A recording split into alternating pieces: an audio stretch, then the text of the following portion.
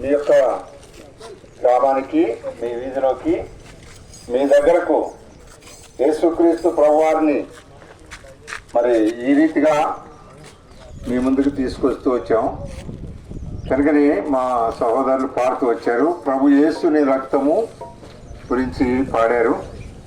కనుకనే ఆ పాటలో ఉన్న అర్థం ఏంటంటే, ఆ రక్తంలో ఉన్న విలువ ఏంటంటే, ప్రతి ఒక్క మానవుడు కొరకు ఆయన రక్తము చిందించిన వాడిగా ఉన్నాడు.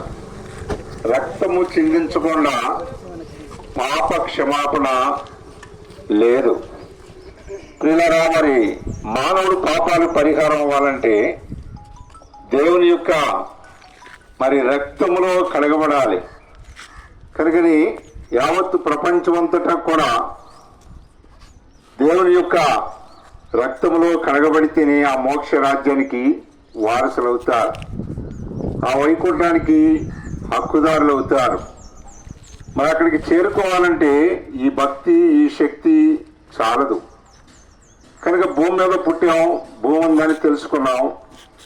చనిపోయిన తర్వాత ఎవరు చూసేవాళ్ళే అని అనుకోకూడదు. దేవుని యొక్క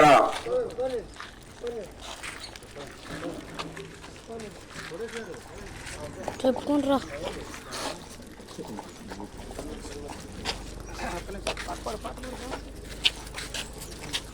నది వాళ్ళే